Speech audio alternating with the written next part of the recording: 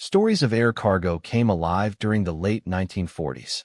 A disturbing, ironic note hovered over the fact that an unprecedented aerial cargo movement electrified the world's attention and for many imaginations in the closing months of the 40s, when the Berlin Airlift that saved that city was followed by another history-making cargo newsmaker during the early months of the 50s, the Korea Airlift.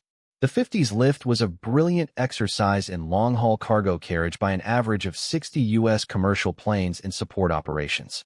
Citing Colombia's rugged terrain, which has stimulated shippers to resort to air transportation, Avianca, the national flag carrier of Colombia, laid claim to being the world's leader in carrying air freight. The airline's fleet consists of a mix of DC-3s, DC-4s, and C-46. Juan Terry Tripp, the effusive president of Pan American World Airways, speaking expansively about air transport's new role, credits it with having opened new markets at home and abroad, created new industries, and made, quote, personal salesmanship possible on a worldwide basis, unquote. Each year, international air cargo is showing a 25% increase, Tripp declared. Not to be outstripped by claims of activity, Harold Crary, Vice President Sales of United Airlines, marking the carrier's 5th anniversary, reminded shippers and forwarders that United was the nation's first scheduled airline to organize an air freight product line as distinct from Air Express. Underscoring the distance that air freight had yet to go, he points an unerring finger at comparative airline, scheduled and non-sched and railroad freight totals in the 50s first year. Air, about 160 million ton-miles. Railroads, about 600 billion ton-miles. Adhering to the motto that in union there is strength, 25 European aircraft brokers headquartered in 8 European countries formed an international association. Invitations to participate in the new group's activities were addressed to the Air Brokers Association in London and the Bourse Internationale de Fret de Paris. Closer to home, another organization came into being, the Military Air Transport Association, headed by G. Roy Chalk, president of Trans-Caribbean Airways, and with the blessings of the Civil Aeronautics Board. Member carriers engage in military traffic within the continental United States. Several of the member airlines were also participating in the aforementioned Korea Airlift. Midwest Airlines, which served 4 Midwestern states with single-engine Cessna aircraft, was purchased by Continental Airlines. Continental planned to replace the Cessnas with DC-3s and introduce a freight program. James A. Wooten, former president of Alaska Airlines, who enjoyed a high profile in air freight circles, took over the presidency of the certificated cargo carrier, U.S. Airlines. He was given a seat on the board as well. If TWA's president Ralph S. Damon's attempt at punditry worked out, all long-haul first-class mail will, within a short time, be moved by air. Why at this point has air freight's penetration of Air Express been limited? According to Harry E. Karst, a consultant, most Air Express shipments are characterized by some kind of emergency or high value. Air freight totals were climbing swiftly, but in the estimation of Leo Strauss, general manager of Peter A. Bernanke Incorporated, the business of flying freight will not achieve its true potential of growth unless a professional and cooperative airline forwarder-shipper attitude is wrought.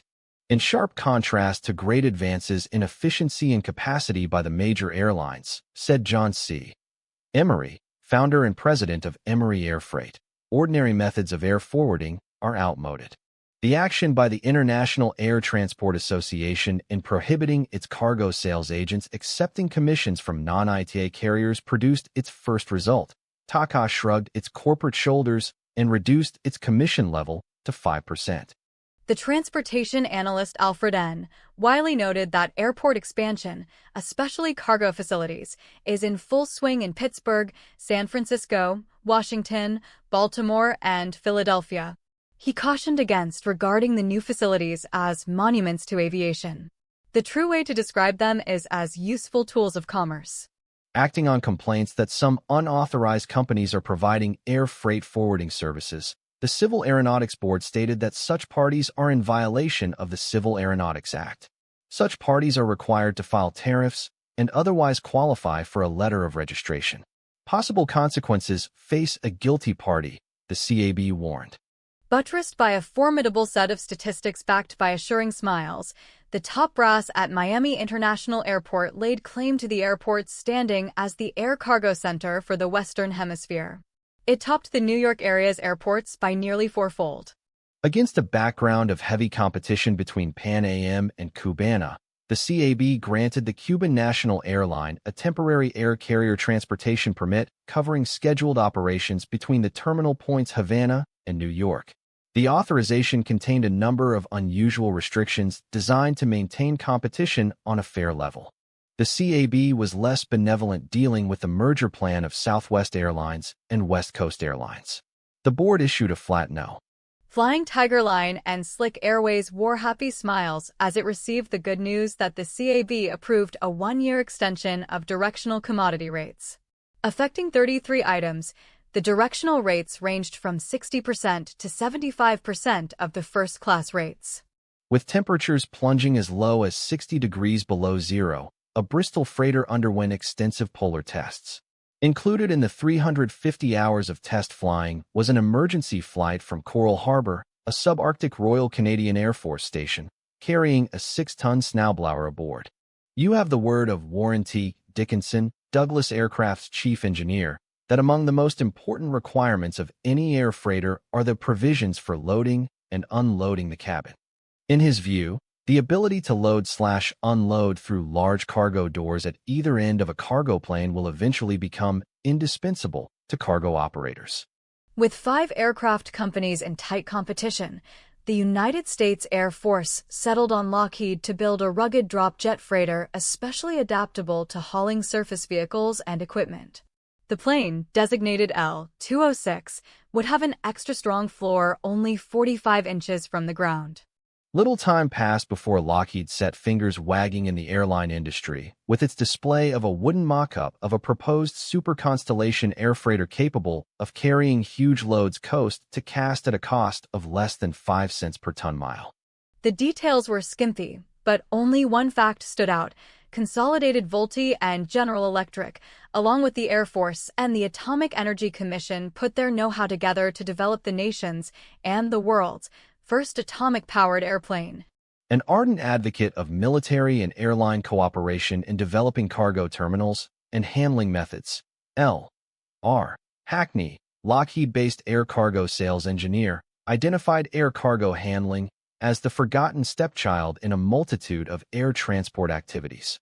Hackney charges that air freight growth is being seriously retarded, and there will be no change before the carriers direct their attention to accord sufficient importance to warrant much scrutiny for possible improvement.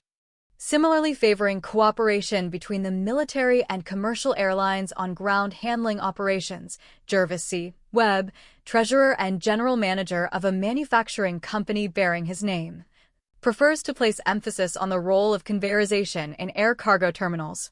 Noting the short history of the air freight industry, it took a British European Airways cargo officer to point out that there is a lot to be learned about cargo handling, a field of continually changing regulations. The pitfalls for the unwary are considerable. It's the early 50s, and the air freight industry has yet to develop a sizable community of cargo shooting aficionados. A small contingent, however, was on the sidelines at Wright-Patterson Air Force Base to observe a 9.5-ton bulldozer supported by 6 100-foot parachutes be dropped from a U.S. Air Force 119 to a safe landing. The giant bulldozer moved into operation 5 minutes after reaching ground. The drop established a record. Over at the Army Airborne Center, Fort Bragg, tests proved that a cotton parachute could safely 43 drop cargo weighing up to 500 pounds from a plane flying at 175 miles per hour. It outshone the rayon parachute, whose cargo maximum was 300 pounds at 300 miles per hour speed. So far as A.J. Lofredo was concerned, the development of air freight in Italy was a natural. With a sense of pride plainly established, LAI Italian Airlines U.S. cargo sales manager declared the immersion of trade and commerce in the nation's bloodstream, which fact easily led to early attention to air cargo. He admits that at the present late date, 1957, there are too many shippers ignorant about the economic value of shipping by air.